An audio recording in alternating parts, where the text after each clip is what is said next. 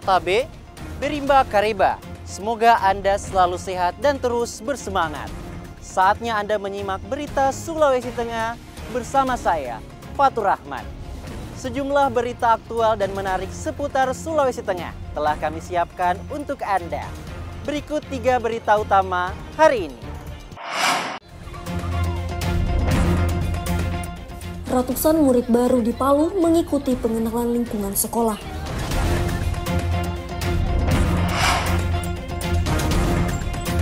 Aksi pencurian domba di Kota Palu marak siang hingga malam.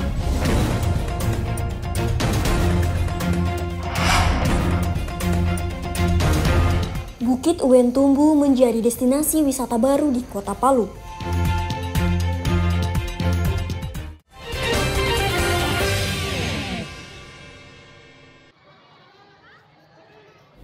Hari pertama masuk sekolah tahun ajaran 2024 dimulai Senin 15 Juli.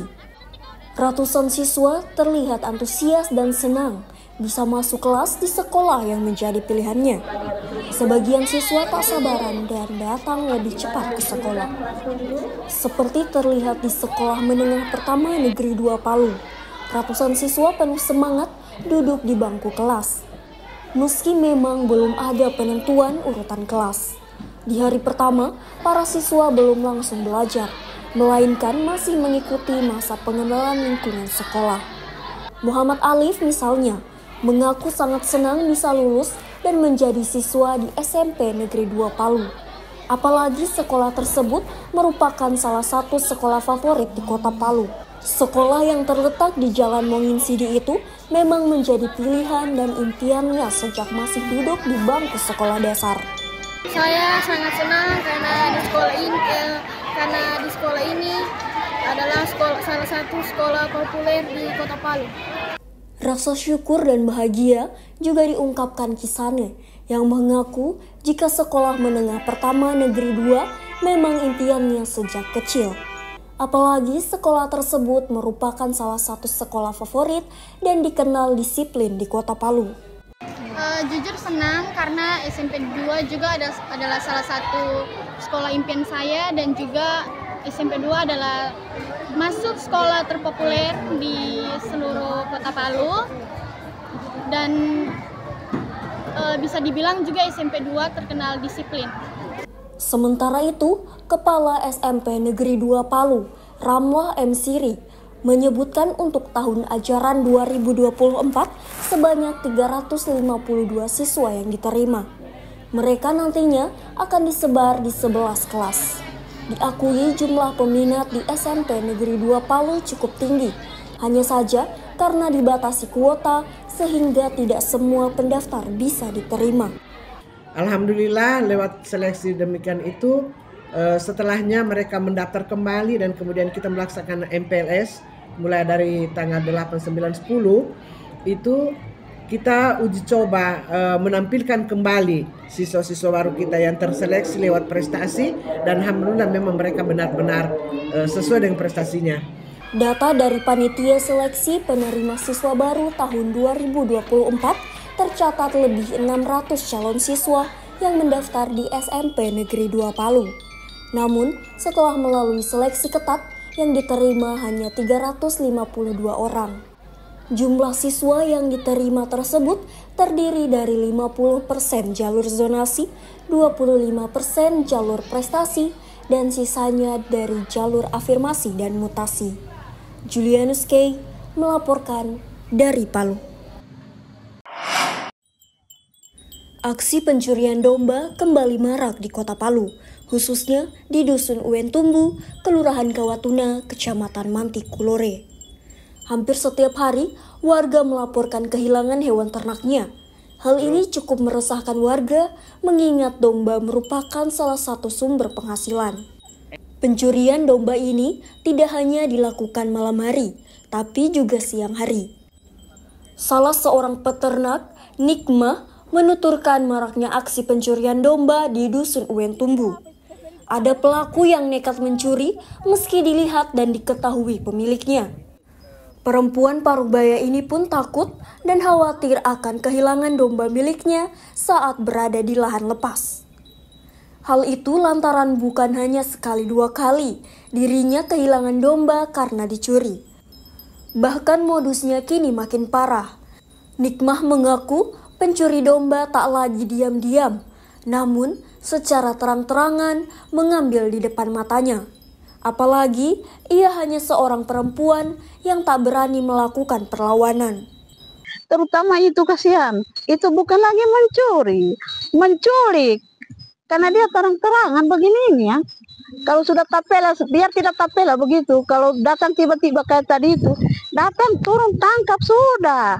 Sama orang itu, aduh, lincah, cepat gerakannya.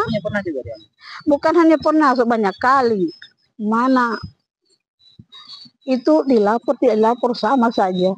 Bahkan domba di dalam kandang miliknya pun pernah kecurian.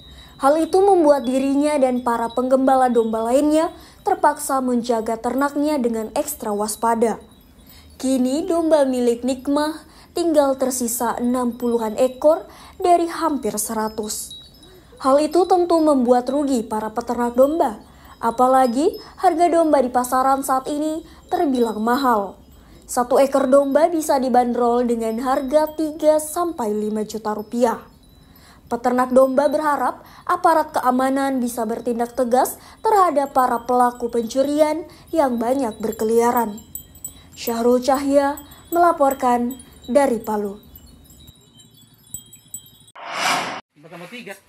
Petugas pemutakhiran data pemilih alias Pantarlih terus melakukan pencocokan dan penelitian data pemilih untuk pemilu kada di Kota Palu. Mereka akan bertugas sejak 24 Juni hingga 24 Juli mendatang.